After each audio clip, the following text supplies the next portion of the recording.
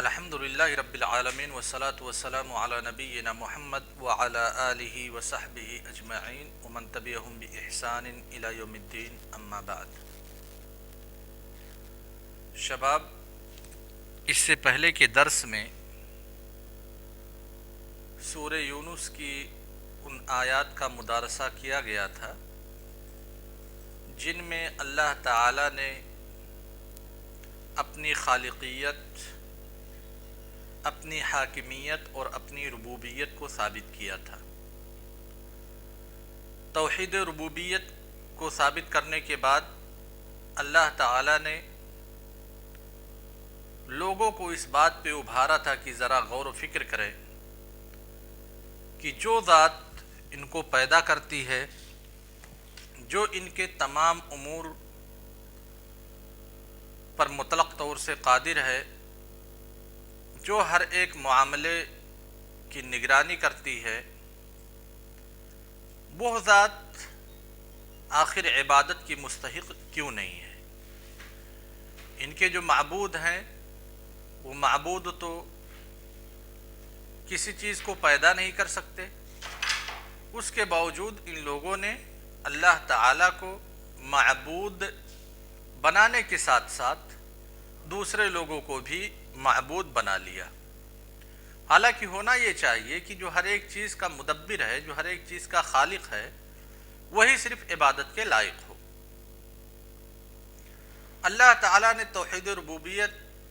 کے اثبات سے توحید الوہیت کو ثابت کیا۔ اب اس کے بعد منتقل ہو رہے ہیں بعث بعد الموت کے اثبات پر، کہ ایسا نہیں ہے دنیا کی زندگی ہی سب کچھ ہے۔ دنیا کی زندگی ایک عارضی زندگی ہے، ایک مخصوص اور معین مدت کے لیے انسان دنیا میں آیا ہے، اس کے بعد انسان اس دنیا سے رخصت ہو جائے گا۔ پھر اللہ تبارک و تعالی انسان کو دوبارہ پیدا کرے گا۔ لہذا بعث بعد الموت یعنی مرنے کے بعد دوبارہ زندہ کیے جانے پر یقین رکھنا اور ایمان رکھنا ہر ایک انسان کے لیے ضروری ہے۔ کیوں ضروری ہے؟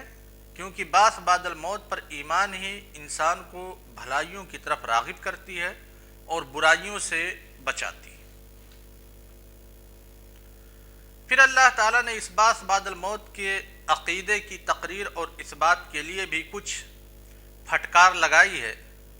کچھ سوالات پوچھے ہیں مشرکین سے، جس کا تذکرہ اللہ تبارک و تعالیٰ کرتے ہوئے کہتے ہیں آیت نمبر 34، 35 اور 36 میں، قل، اے نبی کریم صلی اللہ علیہ وسلم آپ کہہ دیجئے، قل یہ فعل امر ہے، اس کے مخاطب اولین مخاطب نبی صلی اللہ علیہ وسلم ہے، اور کوئی بھی ایسا خطاب جو نبی صلی اللہ علیہ وسلم کے لیے وارد ہو، اس خطاب میں اصل یہ ہے کہ نبی صلی اللہ علیہ وسلم کے ساتھ آپ کی پوری امت بھی داخل ہوگی، الا یہ کہ نبی صلی اللہ علیہ وسلم کے ساتھ خطاب کے تخصیص کی کوئی دلیل آ جائے، جو دلیل اس بات پر دلالت کرے کہ نہیں، اللہ تعالیٰ کے اس کلام میں صرف اور صرف مراد اللہ کے رسول صلی اللہ علیہ وسلم ہے۔ اگر کوئی دلیل نہیں آتی ہے تو گرچہ وہ خطاب نبی صلی اللہ علیہ وسلم ہی کے لیے ہے، لیکن آپ کی امت بھی اس خطاب میں داخل ہے۔ گویا کہ اللہ تعالیٰ نے قل کہہ کر کے پوری امت کے لوگوں کو مخاطب کیا کہ آپ ذرا مشرکین سے یہ سوال کیجئے، جو لوگ اللہ تعالیٰ کی عبادت میں دوسروں کو شریک ٹھہراتے ہیں ان سے استفسار کیجئے۔ سوال کیا ہے؟ هل من شرکائکم من یبدأ الخلق ثم یعید، جن لوگوں کو تم اپنا شریک بناتے ہو، شرکاءکم یعنی جن کو اپنا شریک بناتے ہو، هل من شرکائکم، کیا تمہارے شرکا میں سے کوئی ایسا شریک ہے؟ کیا تمہارے معبودوں میں سے کوئی ایسا معبود ہے جو من یبدأ الخلق ثم یعید، جو خلق کی ابتدا کرے اور پھر اس خلق کا اعادہ بھی کرے؟ کوئی ہے ایسا شریک جس کو تم معبود بنا رہے ہو؟ یعنی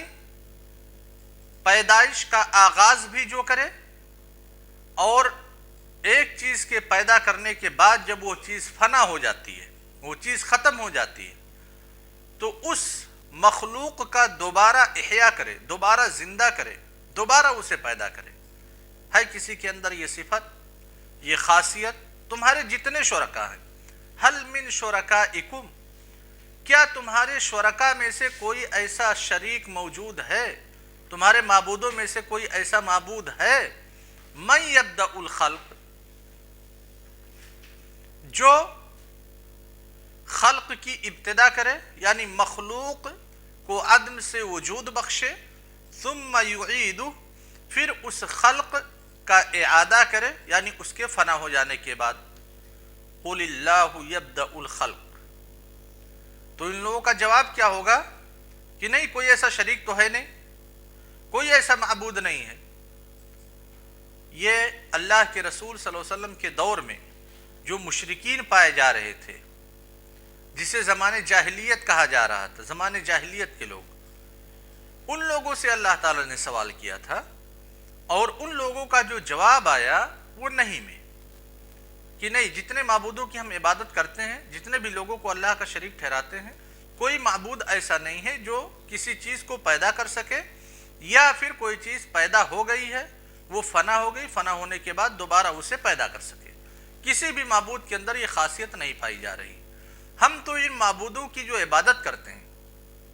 جن لوگوں کی ہم پوجا کرتے ہیں، اللہ تعالیٰ کے ساتھ شریک کرتے ہیں کسی کو، صرف مقصد ہمارا یہ ہوتا ہے کہ یہ لوگ اللہ تعالیٰ کے پہنچے ہوئے اولیاء ہیں، بزرگ ہیں، صالحین ہیں، یہ اللہ تبارک و تعالیٰ کے نزدیک ہمارے سفارشی بن جائیں، ہماری سفارش کر دیں۔ صرف اسی مقصد کے تحت ہم ان کی عبادت کرتے ہیں، ان سے لو لگاتے ہیں، اس کے علاوہ کوئی دوسرا مقصد نہیں۔ لیکن جدید جاہلیت کے دور، یعنی آج کے دور کے بعض مسلمانوں کو جب دیکھیں گے تو قدیم جاہلیت سے زیادہ ان کا رویہ گھناؤنا نظر آتا ہے۔ اگر ان سے یہی سوال کیا جائے کہ کیا تمہارے پیر صاحب میں، کیا تمہارے فقیر صاحب میں، کیا تمہارے بابا میں یہ کوالٹی پائی جاتی ہے کہ کسی کو بچہ دے دے، بہت سارے جوابات ایسے آئیں گے کہ ہاں، پیر صاحب کے اندر یہ کوالٹی پائی جاتی ہے۔ پیر صاحب ہی زندگی دیتے ہیں، موت دیتے ہیں، رزق کے مالک ہیں، جبکہ دوسرے قسم کے لوگ وہ ہوں گے جو کہیں گے کہ نہیں، پیر صاحب کے اندر یہ صلاحیت موجود نہیں ہے، ہم ان کا صرف وسیلہ اختیار کرتے ہیں۔ تو جو لوگ اپنے معبودوں یا اپنے متبوعین کی خالقیت کے قائل ہیں، کی حاکمیت کے قائل ہیں، ان کا شرک زمانے جاہلیت کے مشرکین سے بڑھ کر کے ہے۔ اللہ تبارک و تعالیٰ اس کے بعد کہتے ہیں قل، سوال کیا، جواب نفی میں آیا مشرکین کی طرف سے کہ نہیں، کوئی ایسا نہیں ہے جو خلق کی ابتدا کرے اور پھر خلق کا اعادہ کر سکے۔ تو اللہ تعالیٰ نے کہا قل، اے نبی صلی اللہ علیہ وسلم آپ کہیے، اور اے مسلمانوں تم لوگ بھی کہو، اللہ یبدأ الخلق ثم یعیدہ، اللہ تبارک و تعالیٰ ہی تنہا وہ ذات ہے جو کسی خلق کی ابتدا کرتی ہے اور پھر اس خلق کا اعادہ بھی کرتی ہے۔ اللہ تبارک و تعالیٰ کے علاوہ کوئی دوسرا ہے ہی نہیں جو کسی خلق کی ابتدا کرے اور کسی مخلوق کے فنا ہو جانے کے بعد پھر اس کا اعادہ کرے، چاہے وہ صنم ہو، چاہے وثن ہو، چاہے کوکب ہوں، یعنی ستارے ہوں، یا فرشتے ہوں، یا جن ہو، یا رسول ہو، کوئی بھی ایک مخلوق کے فنا ہو جانے کے بعد اس مخلوق کا اعادہ احیاء نہیں کر سکتا۔ صرف اللہ تبارک و تعالی کی ذات ہی وہ ذات ہے جو کسی بھی مخلوق کو پیدا کرتی ہے، پھر اس کے بعد اس کا احیاء کرتی ہے۔ قل، آپ کہہ دیجئے اے رسول صلی اللہ علیہ وسلم کہ اللہ تبارک و تعالی ہی کسی خلق کی ابتدا اور کسی خلق کے اعادے پر قادر ہے، کیونکہ جو ذات کسی مخلوق کی ابتدا پر قادر ہے، کسی مخلوق کو عدم سے وجود بخشنے پر قادر ہے، تو بدرجہ اولا اس مخلوق کے اعادے پر بھی وہ قادر ہے۔ اس کے بعد کہا فَأَنَّا تُؤْفَكُونَ، تو تم لوگ کیسے تصرف کرتے ہو؟ فَأَنَّا تُؤْفَكُونَ یعنی تم لوگ کیسے موڑ دیے جاتے ہو؟ جب یہ چیز تمہارے سامنے واضح ہے کہ اللہ تبارک و تعالی ہی مخلوق کو عدم سے وجود بخشتا ہے، وہی مخلوق کو دوبارہ پیدا کرتا ہے اس کے فنا ہو جانے کے بعد، تو پھر یہ راستہ تم کیسے بھٹک جاتے ہو؟ کیسے تم رشد ہدایت سے باطل کی طرف مڑ جاتے ہو؟ کیسے تم توحید سے شرک کی طرف مڑ جاتے ہو؟ اور کیسے تم اللہ تبارک و تعالیٰ کی عبادت سے بتوں کی عبادت کی طرف مڑ جاتے ہو؟ اس کے بعد پھر دوسرا سوال کیا، قل، آپ ذرا ان سے پوچھئے، حل من شرکائکم، کیا تمہارے شرکا میں سے، کیا تمہارے معبودوں میں سے کوئی ہے شریک، من یہدی الی الحق، جو حق کی رہنمائی کر سکے یا جو حق کی ہدایت دے سکے؟ یعنی حق کی توفیق تمہارے کسی شریک کے یا تمہارے کسی معبود کے ہاتھ میں ہے یا نہیں ہے؟ جو تم اتنی عاجزی کے ساتھ ان لوگوں سے گریہ جاری کرتے ہو، منت و سماجت کرتے ہو، ان لوگوں کے پاس وہ قدرت و طاقت ہے کہ تم کو حق کی توفیق دے سکے یا حق کی طرف رہنمائی کر سکے؟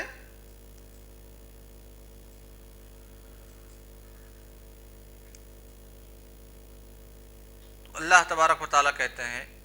قل، اے نبی کریم صلی اللہ علیہ وسلم آپ کہہ دیجئے، یعنی ان لوگوں کی طرف سے جواب آئے گا کہ نہیں، کوئی ایسا نہیں ہے کہ ہم میں سے اگر کوئی گمراہ ہو جائے، کوئی حیران و پریشان ہو، تو ہم اپنی فطرت کے ذریعہ سے یا اپنے غریزہ کے ذریعہ سے یا اپنے حواس کے ذریعہ سے یا اپنے عقل اور تفکیر کے ذریعہ سے ہدایت کو پا سکیں۔ ہدایت پانے کا صرف ایک ہی راستہ ہے، کتب سماویہ اور رسل۔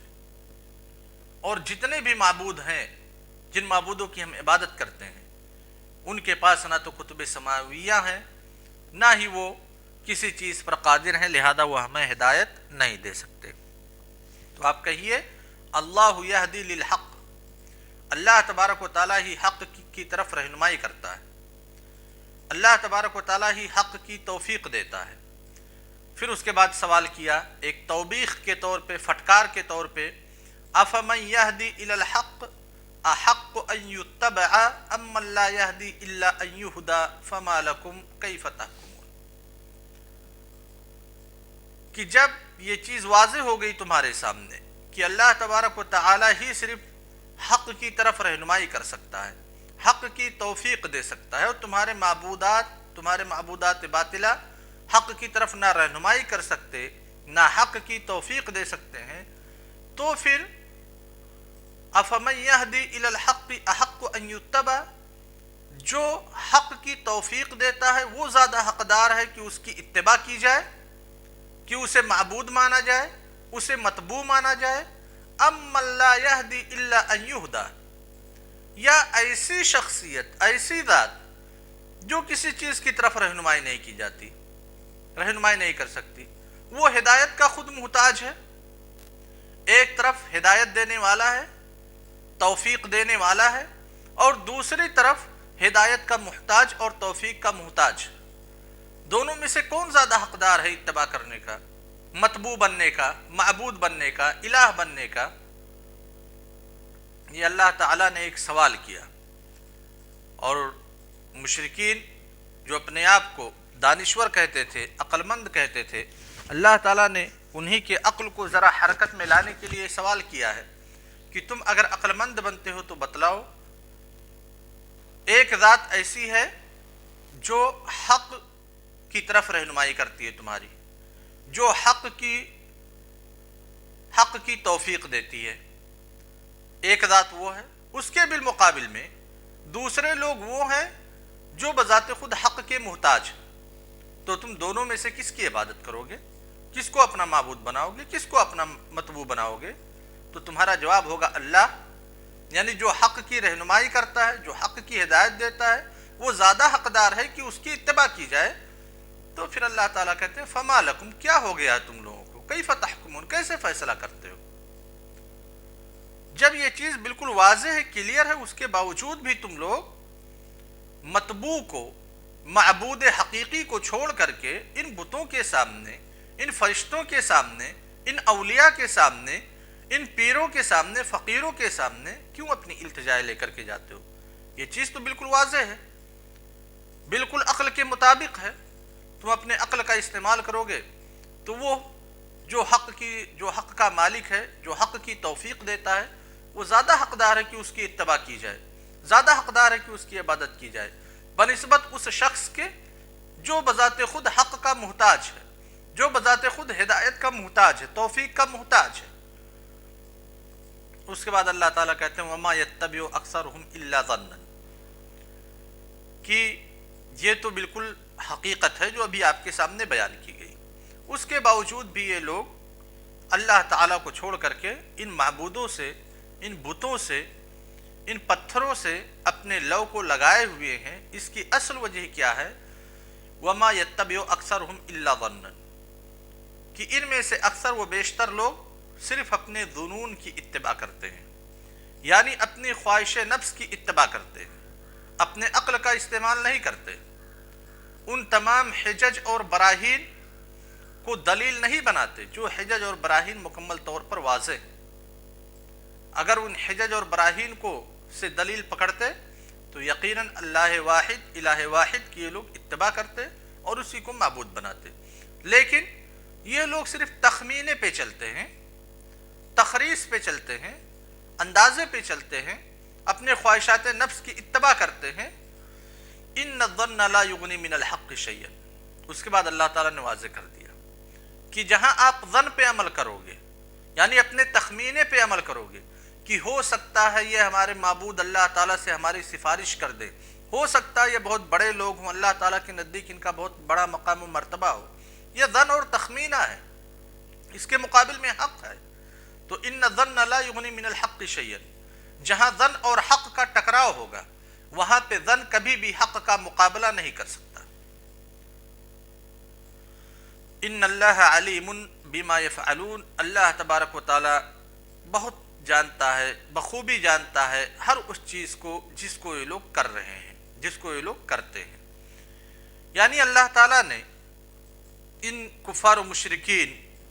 کے تمام اعمال کا جائزہ لیا، اس کو بتلایا، اور پھر ان کے اعمال کی تردید بھی کی۔ جو صحیح عمل ہے اس کے لیے دلائل بھی اللہ تبارک و تعالیٰ نے دیے۔ اس کے بعد آیت کا اختتام کر رہا ہے کہ ان اللہ علیم بما یفعلون، جو تم لوگ یہ کہتے ہو نا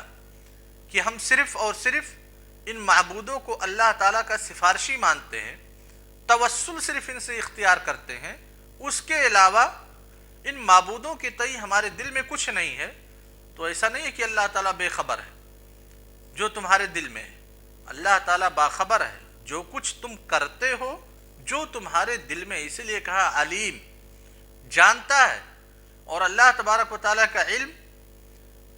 اللہ تبارک و تعالیٰ کے علم سے پہلے جہالت سابق نہیں ہے، یعنی اللہ تعالیٰ کا علم کسبی نہیں ہے بلکہ اللہ تعالیٰ کا علم ازلی ہے، ایسا علم جس سے کوئی بھی چیز فوت نہیں ہو سکتی،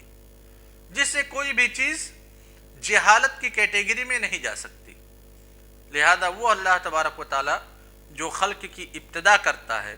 جو خلق کا اعادہ کرتا ہے، جو حق کی توفیق دیتا ہے، جو حق کی طرف رہنمائی کرتا ہے، وہ زیادہ حقدار ہے کہ اس کی اتباع کی جائے، اس کو معبود بنایا جائے، اس کی عبادت کی جائے۔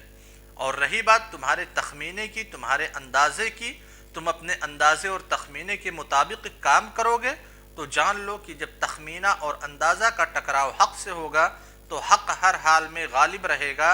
اور ظن، تخریص اور تخمینہ کے اندر یہ طاقت نہیں کہ حق کے مقابل میں وہ ڈٹا رہ سکے یا کھڑا ہو سکے۔ اور ساتھ ہی ساتھ جتنے بھی تمہارے اعمال ہیں، چاہے وہ ظاہری اعمال ہوں یا پھر قلبی اعمال ہوں، اعتقادی اعمال ہوں، ہر ایک چیز کے بارے میں اللہ تعالیٰ کو بخوبی علم ہے۔ السلام علیکم ورحمۃ اللہ وبرکاتہ۔